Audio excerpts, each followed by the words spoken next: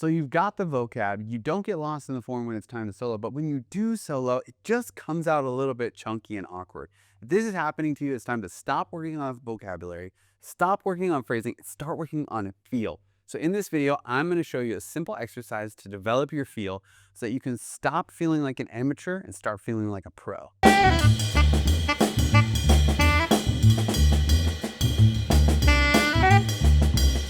So if you're like me, you started with more of a rock background, which has more of this straight eighth note feel. And then maybe in school or on a YouTube video or in a master class, you learn that swing is sort of this triplet thing. It's got more of a lilt. But what happens when you learn that way is that you kind of tend to overswing it like this.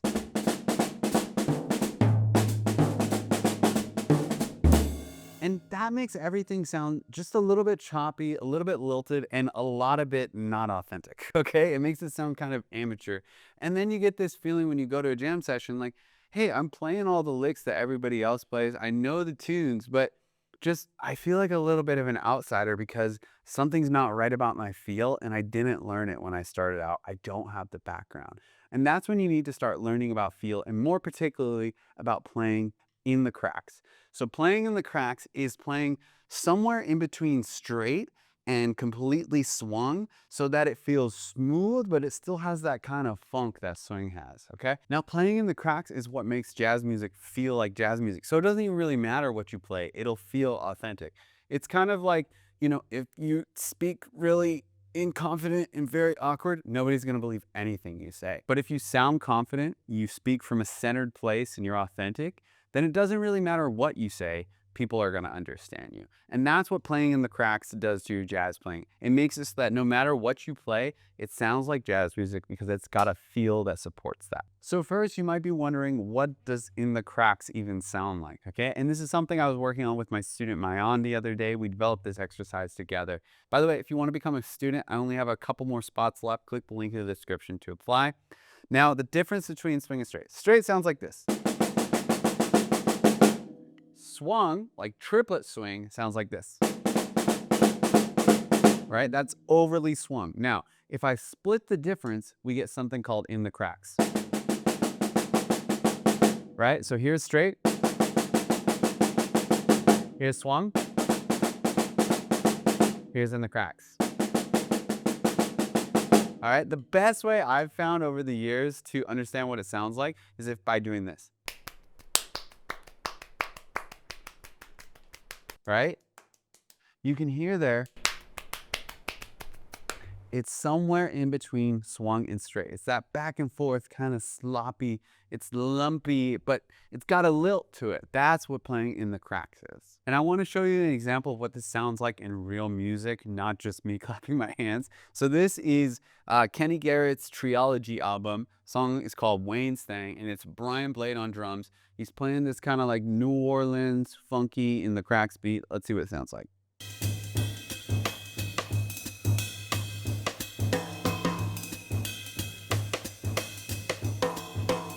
All right.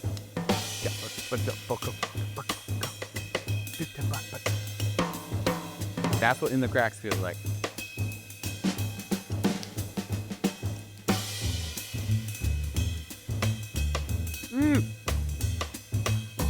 Yeah. So all we're going to do here is apply that feel to different jazz stickings that are really common and see how they're affected. So I like to put on a track like this and just try to play.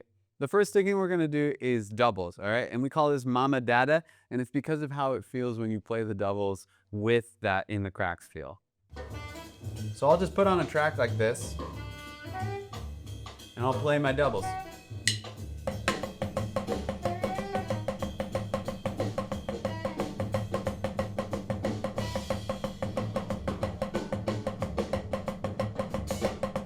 Right?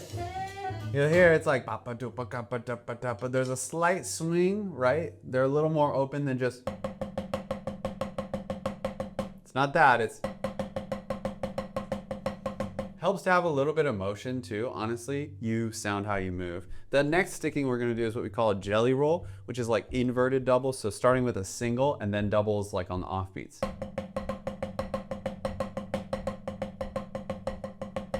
That one you want to be careful with because it is easy to overswing it and sound really Mickey Mouse. Let's do it with the track.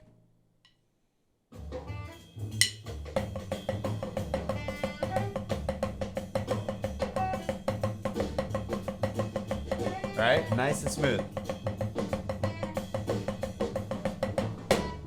Boom. The next sticking we're gonna do is switching back and forth. Can't hear it, sounds too good. The next sticking we're gonna do is switching back and forth between like an on-beat double and an off-beat double, okay? So we call it a rub-a-dub. It's a right-right-left sticking, right? But when you do it in swing, it goes ba-ba-doo, ba-da-boo, ba-ba-doo, ba-da-boo. So the double feels a little bit different.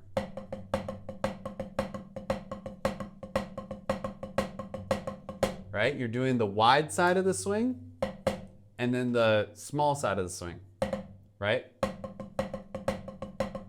Makes a lot more sense when you do it the track.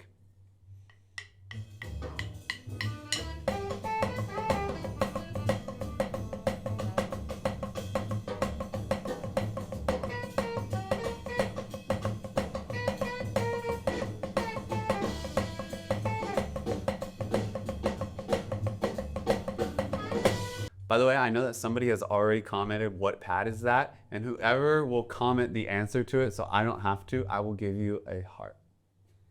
Next sticking that we're gonna do, another common jazz sticking, is the pugada, okay? Now, the pugada is right, left, left, right? Same thing as the rub-a-dub, it flips and flops where the swing is, so you wanna be cognizant of that.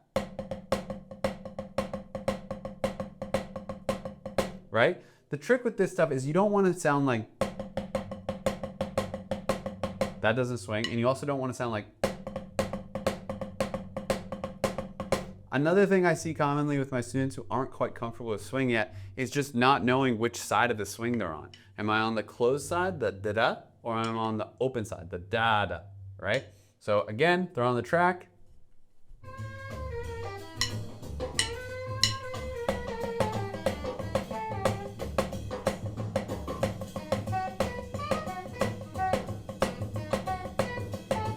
Boom.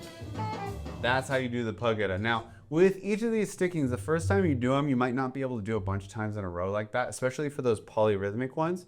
So if that's the case, I recommend doing like a bar of the polyrhythm, rest for a bar on, bar off. So like the first bar of the pugada.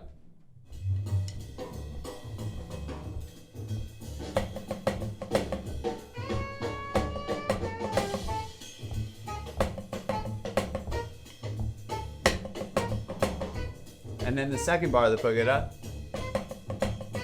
2, 3, 4, right? You do that until you can feel every single bar of the pugada. Then you start to do 2-bar chunks of the pugada, right?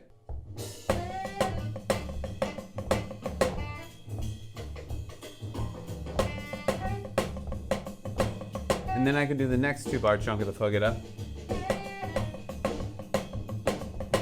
2, 1, 2, 3, 4.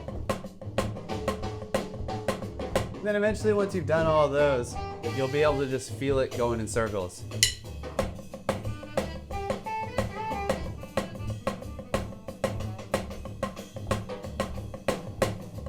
The next one that we're gonna do, we're gonna integrate the bass drum into this. This one I call 3 up, 1 down. So it's 3 notes with your hand and then 1 with your foot.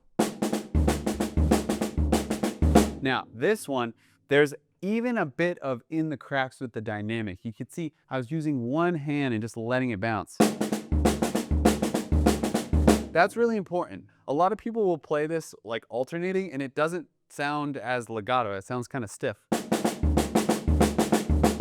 As opposed to, right? When I have those staggered dynamics, it sounds more like a horn player who says, they have dynamics that go up and down in a continuous flow rather than, right? Okay, cool. Let's play that one with the track.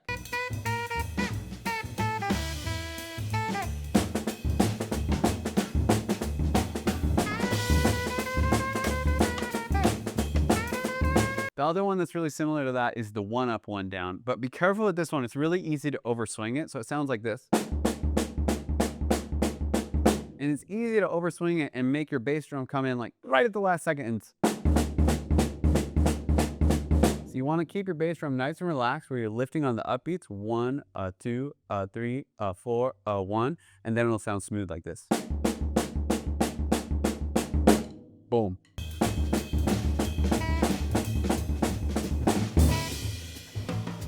Now I'm going to show you one more, and then we're going to talk about integrating this into music, right? Actual playing situations. It's the paradiddle, right? But this paradiddle, we're going to accent all the right hands.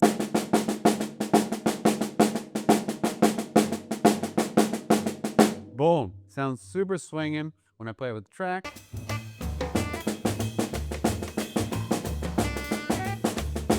Now I'm going to do inverted paradiddles. So starting with the left hand.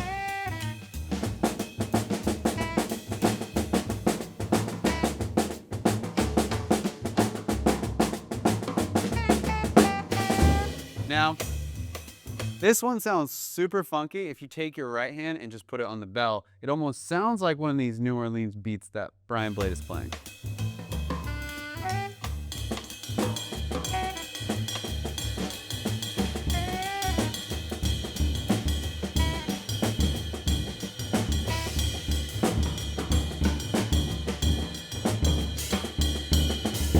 Now, in a second, what I'm going to do is show you how to do a little exercise where you apply this and then parlay it straight into playing a groove. So that way when you're performing, it'll actually come out in your feel. But before I do that, we're talking about feel. That's all we're talking about in this video. But to become a complete jazz drummer, you need to have vocabulary. You got to know tunes. You got to have phrasing so you don't get lost in the form. And I can't cover all of that in this video, but those are the things that I work on with my students at the jazz school, where we work together very closely to get you to the point where you can go to your first jam session, or you can get accepted at a college jazz school, or maybe you start getting your first gigs or have your own trio. So if you're interested in working together with me more closely, click the link in the description to apply. Only take a select number of students at a time. I'm getting pretty close to full. If you're one of those people, I'm looking forward to working with you.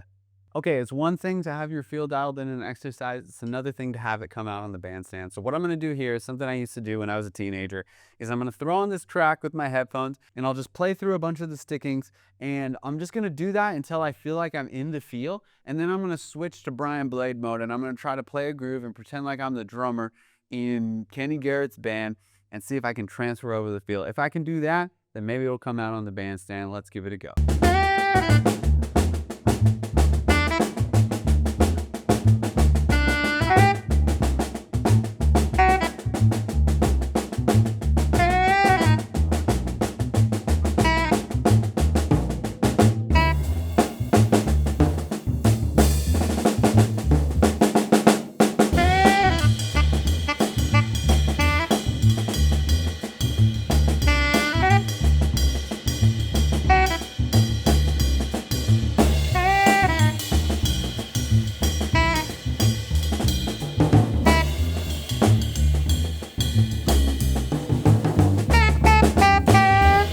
So there you go. If you practice in the cracks playing, your jazz playing is going to sound so much more authentic, but you're also going to need solo ideas, phrasing, vocabulary, and comping ideas. So click here to watch my video on how to become a complete jazz musician.